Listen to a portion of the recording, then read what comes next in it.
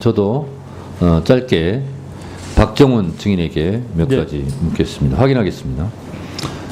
부당한 수사 외압이 잉태하는 시점,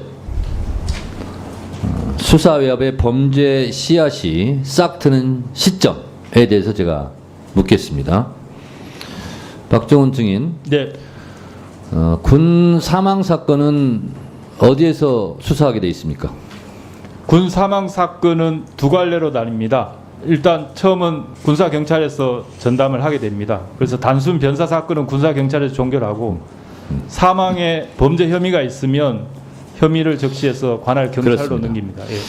자, 박정훈 수사단장이 이종석 국방부 장관에게 보고한 1차 수사 자료에 임성근이 포함되어 있습니까? 안 되어 있습니까? 포함되어 있습니다.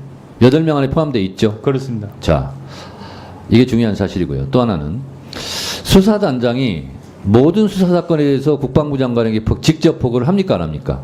보고하지 않습니다. 그렇습니다. 왜 보고를 했습니까? 국방부 장관이 이 사건에 대해서는. 사령관의 지시로 같이 보고 자리에 배석하게 됐고, 그 사령관은 사단장의 인사조치 문제에 대해서 보고를 하려고 했습니다. 그래서 인사조치 문제를 보고하기 전에 그러면 사건이 어떻게 됐기 때문에 인사조치를 해야 된다.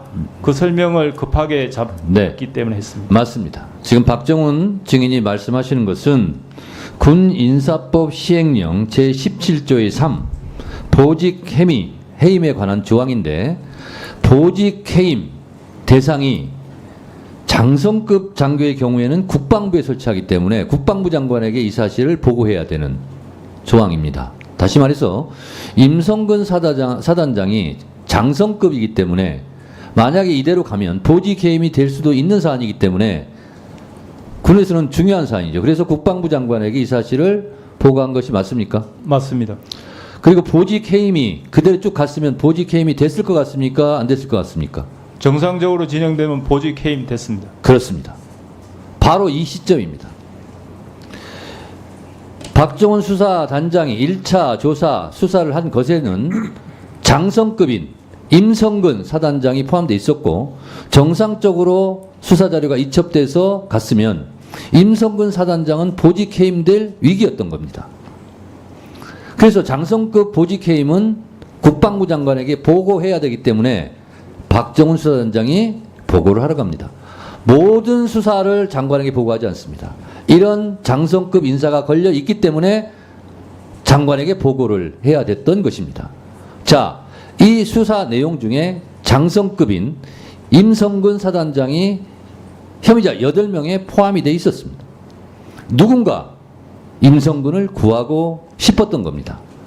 그래서 이 순간 수사 외압이 시작됐고 그리고 대통령실로부터 전화, 대통령의 경로, 그리고 대통령과 이종섭 증인과의 통화, 그리고 공직기관 비서관, 국방비서관, 유재은 법무관리관 등등이 얽히고 설킨 너무도 복잡한 전화통화들을 하게 되는 거고 그리고 보직해임돼야 될 임성근은 보직해임되지 않고 그리고 박정훈 수사단장이 해임되고 지금 이 고통을 받는 겁니다.